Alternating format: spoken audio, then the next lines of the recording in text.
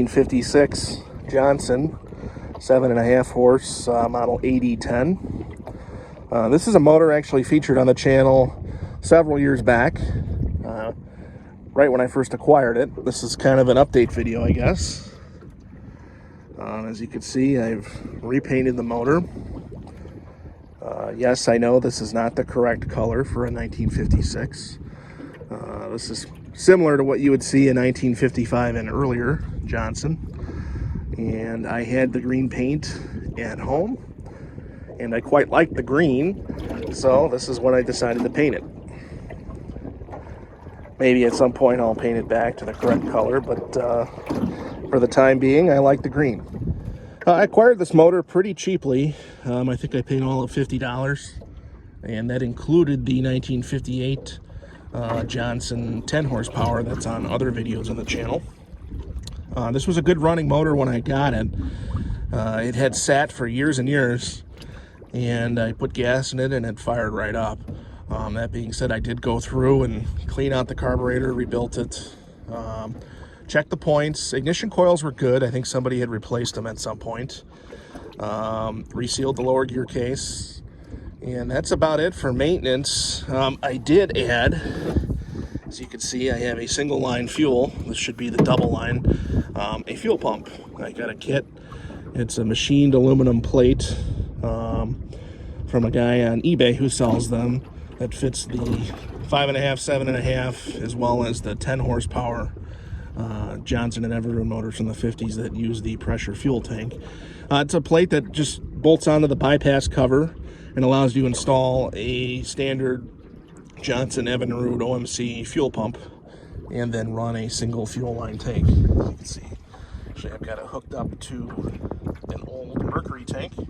Just changed the connector and it works great.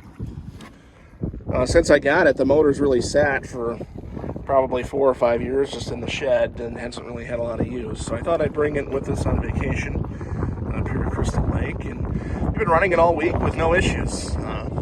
As you would expect with these 1950s 5.5 and 7.5 outboards. The decades don't really seem to matter. They just tick away and do their thing. So let's fire it up and see how it runs.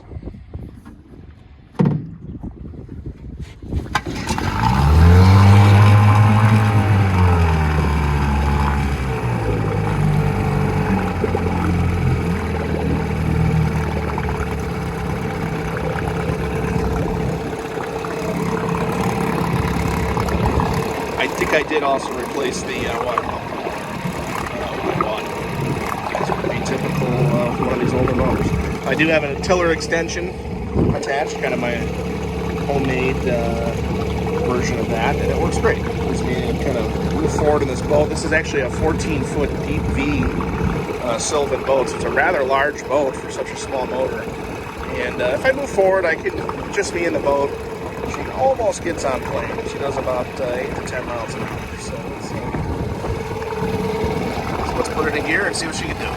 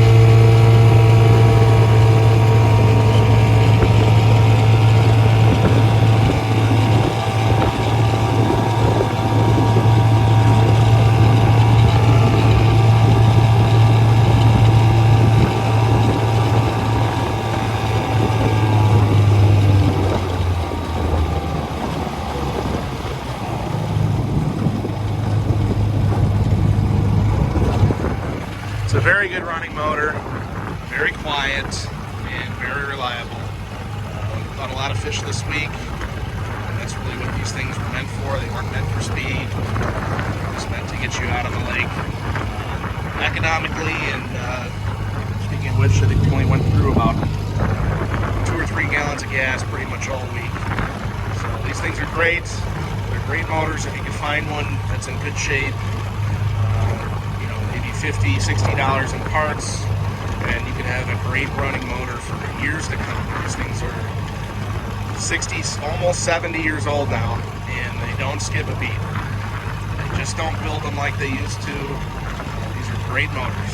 So if you have the opportunity and you find one of these old 5.5, 7.5s that's in good shape, even if it doesn't look great, take it back, check the compression, clean the carburetor, and you might have a great running motor for very little money. Thanks for watching.